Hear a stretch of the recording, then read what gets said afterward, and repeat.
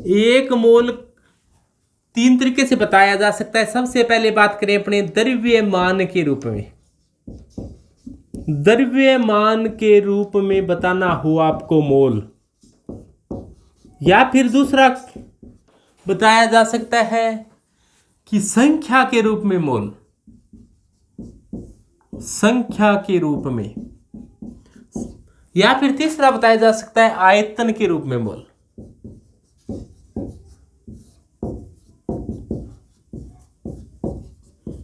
ध्यान दें कि एक मोल है वो द्रव्यमान के रूप में बताया जा सकता है, संख्या के रूप में और आयतन के रूप में। द्रव्यमान के रूप में बताना हो आपको तो आप कहोगे कि एक मोल का द्रव्यमान होता है, एक मोल का द्रव्यमान कितना होता है, अणुभार के बराबर होता है, अणुभार के बराबर होता है। एक मोल का द्रव्यमान है वो अणुभार के बराबर होता है, मोलिकुलर वेट के बराबर होता है। जैसे आप कहोगे कि एक मोल H2 है तो आप कहोगे H2 एक मोल का द्रव्यमान कितना होगा, 2 ग्राम। आपको जैसे मान लो एक मोल मान लो नाइट्रोजन है, नाइट्रोजन का परमाणु भार तो 14 होता है, अणु भार कितना हो जाएगा, 14 दूनी 28, 28। तो एक मोल का द्रव्यमान होगा वो कितना हो जाएगा, 28 ग्राम नाइट्रोजन। तो एक मोल हाइड्रोजन है 2 ग्राम है, एक मोल नाइट्रोजन है तो 28 ग्राम। एक मोल यदि ऑक्सीजन है O2 तो 16 दूनी 32 ग्राम। एक मोल आपको कह दे कोई कि NH3 है तो कितना आ जाएगा, 14 और 3 17 ग्राम। एक मोल कोई कह दे ग्लूकोज है तो ग्लूकोज का सूत्र क्या होता है, C6H12O6, तो कितना हो जाएगा, कार्बन का परमाणु भार 12 होता है, 12 × 6 प्लस हाइड्रोजन का 1 होता है तो 12 × 1, ऑक्सीजन का 16 होता है, 16 × 6। कार्बन का परमाणु भार 12 होता है तो 12 को 6 से गुणा कर दिया, और हाइड्रोजन का परमाणु भार 1 होता है तो 1 को 12 से गुणा किया, ऑक्सीजन का परमाणु भार 16 होता है, 16 को 6 से गुणा कर दिया, तो ये आएगा 180 ग्राम। तो एक मोल ग्लूकोज होता है वो 180 ग्राम का होगा। जैसे आपको कह दे कि एक मोल H2SO4 है तो कितने ग्राम होगा, तो हाइड्रोजन का 2, सल्फर का 32, ऑक्सीजन का 16, तो ऑक्सीजन है कितने, 4 है संख्या में, तो ये मान आ जाएगा 98। एक मोल आपको कह दे कि HNO3 है तो कितना आ जाएगा, हाइड्रोजन का 1 है, नाइट्रोजन का 14 है, ऑक्सीजन का 16 है, 16 को 3 से गुणा करना पड़ेगा, 16 × 48 से और 14, 16 दूनी 32, 16 × 48 और 14 62 और 1 63, 63।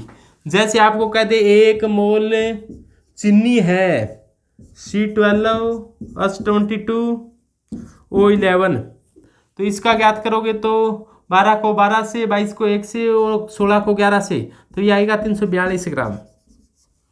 तो एक मोल का पता लगा। जैसे आपको कह दे एक मोल HCl है तो एक मोल HCl है तो क्लोरीन का 35.5 रे के 36.5, 35.5। इसके लिए आपको परमाणु भार याद करना है और परमाणु भार को जोड़कर अणु भार निकाल लेने है, और एक मोल का द्रव्यमान है वो अणु भार के बराबर होता है, यानी कि मोलिकुलर वेट के बराबर होता है। ये बराबर होता है मोलिकुलर वेट, मोलिकुलर वेट के बराबर, मोलिकुलर वेट के बराबर होता है इसका मास। तो एक मोल का मास है वो मोलिकुलर वेट के बराबर होता है। तो ध्यान में आया। आपको कह दिया जाए मार्केट में गए आप, और मार्केट में गए तो आपको घर वालों ने कहा कि एक मोल शुगर लाना, एक मोल शुगर लाना। आप कितने ग्राम शुगर लाओगे? आप मार्केट में जाकर किसी सेठ को कहोगे कि एक मोल शुगर दो, तो उसको कहेगा अगर किला में बता कितना किला द्या या ग्राम में बता दे, तो फिर आपको कहना पड़ेगा 1 मोल का अणु भार के बराबर भार, पहले अपने को सूत्र आना चाहिए। 1 मोल चीनी का सूत्र ये है, शुगर का अणु भार के बराबर भार 342 है, तो आप कहोगे 342 ग्राम चीनी दो जी, वो तोलकर आपको फटाफट दे देगा। तो 1 मोल का द्रव्यमान कितना होता है? अणु भार के बराबर भार। तो मुझे लगता है आपके मोल समझ में आया होगा। 1 मोल का द्रव्यमान कितना होता है? अणु भार के बराबर भार। 1 मोल में संख्या कितनी होती है? 1 मोल कोई भी पदार्थ हो चाहे उसमें संख्या होगी वो 6.022 इंटू 10 की पावर 23 होती है। 1 मोल में संख्या 23। ये होते क्या है? अणु होते हैं, एक परमाणु अणु। 1 मोल में अणु की संख्या 6.022 इंटू 10 की पावर 23 होती है। जैसे 1 मोल हाइड्रोजन है, इसका मतलब कितने हाइड्रोजन है? 6.022 इंटू 10 की पावर 23 हाइड्रोजन है, H2 अणु है। 1 मोल हाइड्रोजन कहा जाए, इसका मतलब कितने अणु है? 6.022 इंटू 10 की पावर 23 अणु है। 1 मोल नाइट्रोजन कह दिया जाए तो आप कितना कहोगे? 6.022 इंटू 10 की पावर 23 अणु है। 1 मोल ऑक्सीजन कह दिया जाए तो भी कितने अणु है? 6.022 इंटू 10 की पावर 23 अणु है। इसको अपने शॉर्ट में Na से कह देते हैं। Na का मतलब नंबर ऑफ एवोगैड्रो, यानी कि 6.022 इंटू 10 की पावर 23 को Na नंबर ऑफ एवोगैड्रो, क्योंकि इसको एवोगैड्रो नामक वैज्ञानिक ने इस संख्या को दिया था कि इसीलिए इसका नाम हो गया एवोगैड्रो संख्या। इसका मान होता है 6.022 इंटू 10 की पावर 23। ये 1 मोल में संख्या होती है। 1 मोल में आपके ग्लूकोज के कितने अणु होंगे? 6.022 इंटू 10 की पावर 23। 1 मोल केले कह दिया जाए तो उसमें कितने केले होंगे? इतने केले होंगे। 1 मोल ऑक्सीजन कह दिया जाए तो उसमें कितने अणु होंगे? इतने ही अणु होंगे। तो 1 मोल में अणुओं की संख्या कितनी होती है? हमेशा 1 मोल में अणुओं की संख्या इतनी होती है। 1 मोल स्टूडेंट कह दिया जाए तो कितने स्टूडेंट होंगे? इतने अपने पृथ्वी पर क्या पूरे यूनिवर्स के अंदर भी, पूरे ब्रह्मांड के अंदर भी शायद नहीं होंगे। तो ये आवोगाड्रो संख्या है, छोटे परमाणु हैं उनकी संख्या बताने के लिए दिया जाता है। और 1 मोल का आयतन होता है, 1 मोल का आयतन, 1 मोल है का जो आयतन होता है वो 22.4 लीटर होता है। वो कितना लीटर होता है? 22.4 लीटर होता है। 22.4 लीटर, यानी कि ध्यान दें 1 मोल का आयतन होता है वो 22.4 लीटर होता है, यानी कि 22,400 ml होता है, मिलीलीटर। 22,400 मिलीलीटर या 22.4 लीटर। 1 लीटर ध्यान में आ गया होगा। अपने जो सरसों के तेल की बोतल आती है वो अपने घरों में सामान्यतः लगभग 100-150 रुपए की सरसों की तेल की बोतल आती है। आजकल 150 रुपए की आने लगी, वो 1 लीटर की होती है। तो 1 लीटर देखना, सरसों का तेल की बोतल अपने भोजन के रूप में सरसों के तेल खाते हैं? नहीं खाते हैं तो खाना शुरू कर दो, क्योंकि जो रिफाइंड ऑयल होता है वो बहुत ही नुकसानदायक होता है। उससे सबसे ज़्यादा हिंदुस्तान में जो लोगों की मृत्यु हो रही है वो रिफाइंड ऑयल से हो रही है। तो रिफाइंड ऑयल का यूज़ किसी को नहीं करना है, सरसों का तेल यूज करना है। 1 लीटर की बोतल लाकर उसको खाकर फिर दूसरी लानी है, ताकि अपने को पता चले 1 लीटर कितना होता है। तो 22.4 लीटर होता है ना, लेकिन ये गैस के लिए है। वो तो आइडिया बताया कि 1 लीटर कितना होता है। 22.4 लीटर गैस के लिए है, और टेम्परेचर होना चाहिए इसमें, क्योंकि ताप बढ़ाने पर आयतन बढ़ जाता है गैस का। ये ओनली फॉर आयतन के रूप में है, तो ओनली फॉर गैस के लिए काम में लेना है अपने को, गैस के लिए काम में लेना है। टेम्परेचर होना चाहिए 273.15 degree centigrade, 273.15 degree kelvin, centigrade नहीं केल्विन में, यानी कि ये टेम्परेचर हो जाता है 0 डिग्री सेंटीग्रेड। टेम्परेचर कितना होना चाहिए 273.15 केल्विन, यानी कि 0 डिग्री सेंटीग्रेड टेम्परेचर पर गैस का आयतन लेना है। ध्यान देना, ये 98 डिग्री यानी कि 25 डिग्री सेंटीग्रेड वाला नहीं लेना है काम में। 25 डिग्री वाला दिमाग में बैठा हुआ है आपके, वो नहीं लेना है। टेम्परेचर कितना होना चाहिए 273.15 केल्विन। और जो प्रेशर होना चाहिए वो प्रेशर लेना है आपको एक बार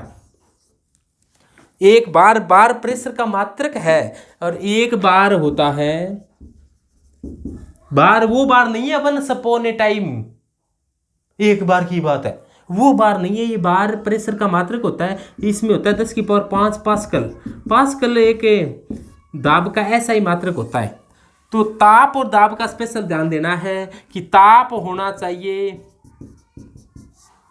273.15 केल्विन, यानी कि 0 डिग्री सेंटीग्रेड टेम्परेचर पर, और प्रेशर होना चाहिए एक बार यानी कि 10⁵ पास्कल पर।